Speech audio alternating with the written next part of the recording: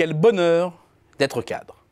Selon les dernières données de l'APEC, la rémunération annuelle brute, fixe et variable, des cadres du privé a progressé de 4% entre 2016 et 2018, pour atteindre la valeur médiane de 50 000 € annuels.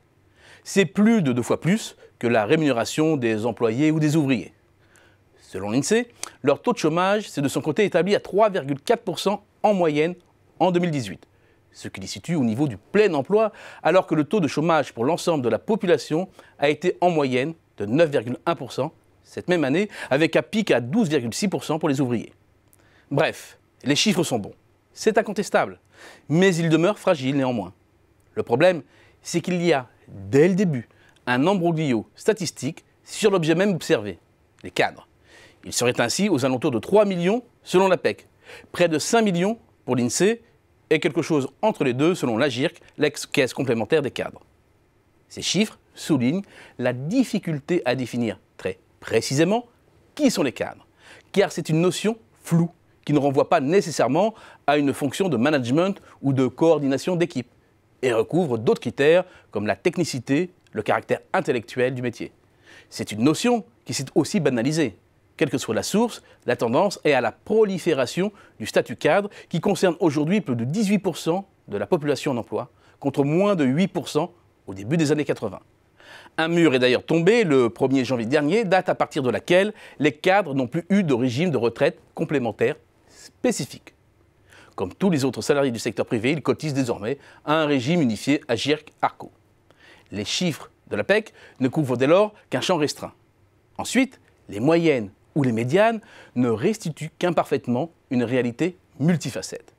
Car c'est le grand écart entre secteurs d'activité, régions et bien entendu entre les profils les plus convoités, les talents clés, les ressources rares et les profils plus standards. Un premier indice sur le type de disparité est donné par l'écart entre la rémunération moyenne, 55 000 €, et médiane, 50 000 €. Or, statistiquement, quand la médiane est inférieure à la moyenne, les inégalités se situent en haut de l'échelle. Cela est dû au fait qu'une toute petite part des cadres perçoivent un salaire très élevé, ce qui tire la moyenne vers le haut. Et si 80% des cadres perçoivent annuellement entre 36 et 83 000 € bruts, 10% se situent au-delà de cette borne et c'est à l'intérieur même de ces 10% que les écarts sont les plus importants. L'étude de l'INSEE sur les très hauts salaires du secteur privé donne une photo de l'ampleur des inégalités en haut de la distribution. Certes, elle remonte à 2010, mais les dernières données, même partielles, renforcent les traits qui se dessinent. Sachant que 95% des très hauts salaires sont des cadres ou des dirigeants salariés, elle délivre des ordres de grandeur assez robustes sur l'amplitude des inégalités en haut de la distribution, chez les cadres. Et en moyenne, les très hauts salaires, c'est-à-dire les 1% les mieux rémunérés, perçoivent une rémunération 7 fois supérieure à celui de l'ensemble des salariés. Bref, la barre des 225 000 € de rémunération annuelle est explosée, un chiffre à comparer aux 10% des cadres qui gagnent moins de 36 000 €. Les happy few travaillent le plus souvent dans des grands groupes internationaux ou leurs sous-traitants accrochés eux aussi par ricochet à la mondialisation, le plus souvent dans la finance ou le conseil. Ils ont des compétences rares et sont assis sur une véritable rente. Ils concentrent aussi entre leurs mains une part croissante des rémunérations.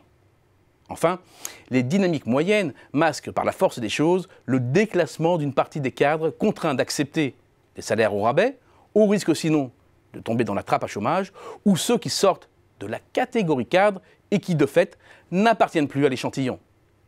Les cadres sont incontestablement heureux en moyenne. Certains le sont beaucoup, mais ils sont peu. Les autres le sont moins, voire beaucoup moins, et ils sont de plus en plus nombreux.